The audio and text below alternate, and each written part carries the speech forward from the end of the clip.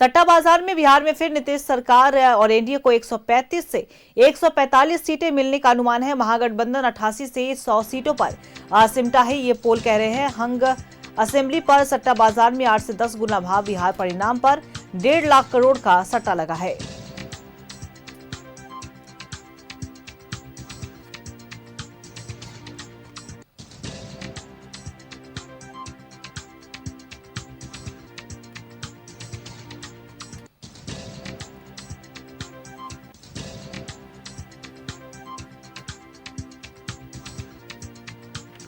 देखिए, बिहार विधानसभा चुनाव के नतीजे कल आने वाले हैं, जिसे लेकर तमाम तैयारियां तो चल ही रही हैं।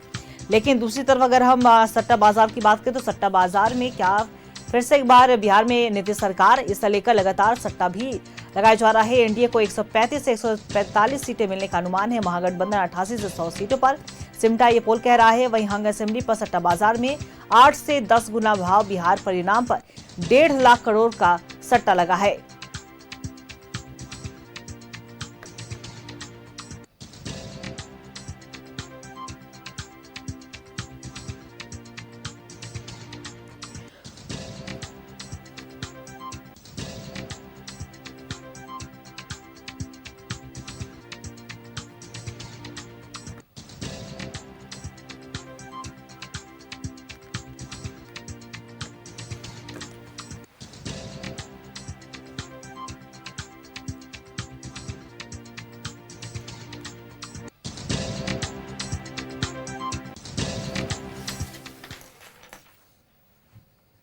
और इसी खबर पे और भी ज्यादा जानकारी देने के लिए हमारे सहयोगी आनंद हमारे साथ लाइव बने हुए, उनका रुख करेंगे।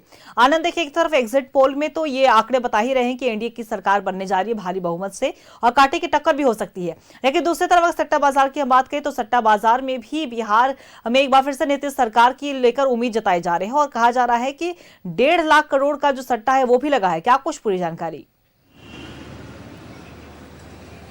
देखिए, बिहार विधानसभा चुनाव की अगर आप बात करें तो देश के हर कोने में इस चुनाव का जिक्र हुआ और उसके बाद अब जब परिणाम की बेला है तो कहीं ना कहीं तमाम जो सट्टा बाजार की आप बात करें, चाहे पॉलिटिकल पंडित्स की बात करें, चाहे आम आदमी की बात करें, उनके दिलों में ये सोच के या कहीं ना कहीं बातों को लेकर रुचि है कि अगली सरकार किसकी होगी।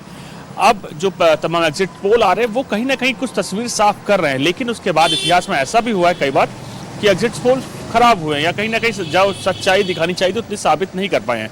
अब लोगों के मनों में एक बहुत ही कोतूहल का विषय है कि अगली सरकार किसकी होगी। लेकिन आप समझिए, बिहार को मैंने कई दौर में कवर किया है, सीधा और पहले फेजेस में कवर किया, सेकंड फेजेस में कवर किया, तो एक चीज़ साफ तौर पर सामने निकल कर आई है कि बिहार के जो मुद्दे हैं, जो वोटिंग पैटर्न है, जो उन्होंने एजेंडा देखकर वोट किया, उसमें साफ तौर पर विकास सबसे प्राथमिकता पर रहा, लॉ एंड ऑर्डर प्राथमिकता पर रहा, रोजगार प्राथमिकता पर रहा, तो सीधे तौर पर एजुकेशन प्राथमिकता पर रहा। तो कहीं ना कहीं ये चारों पैरामीटर्स आप देखिए तो नीतीश सरकार में कुछ ना कुछ उसको लेकर तरक्की की गई है।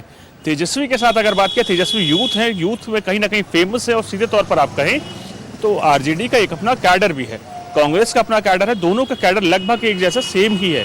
तो कहीं ना कहीं जो तस्वीर है वो धीरे धीरे साफ हो जाएगी 14 नवंबर को। और जो तमाम कोताहल का विषय है, क्योंकि आप चाहे कहीं से भी बात की जाए तो लोगों की बिहार को लेकर खासी रुचि रहती है, क्योंकि जो बिहार की अगर आप बात की जाए, ये धरती वो राजनीति अड्डा है जहाँ जो लोग हैं वो राजनीति का कागा पढ़ते हैं। सीधे तौर पर तो यही चीज़ है कि लोगों के दिलों में कोताहल बहुत है, लेकिन कुछ समय और इंतजार करना होगा और लगभग कल यानी 14 नवंबर को 2 बजे के आसपास तक स्थिति स्पष्ट हो जाएगी कि किसकी सरकार होगी। जब तक लोगों को सिर्फ इंतजार करना होगा और जो फैसला बिहार की जनता ने लिया है वो 14 नवंबर को सबके सामने होगा। जी अंकिता। चलिए, बिल्कुल, और नतीजे किसके पाले में जाते हैं ये देखना बड़ा दिलचस्प होगा। और कह ले तो समझिए कि कल का समय सुबह 8 बजे से जब ये शुरुआत होगी मतगणना की, उसके बाद से और भी तस्वीरें साफ होती हुई नजर आ सकती है। आनंद, नजर बना के रखिएगा, अपडेट लेते रहेंगे। फिलहाल आपका बहुत बहुत शुक्रिया तमाम जानकारी साझा करने के लिए।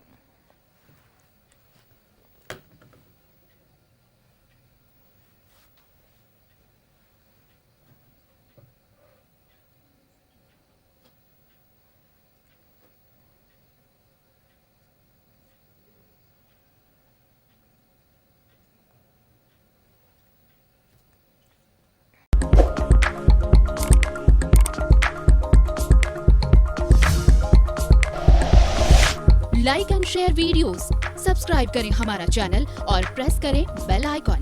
न्यूज़ 11 भारत, सच है तो दिखेगा।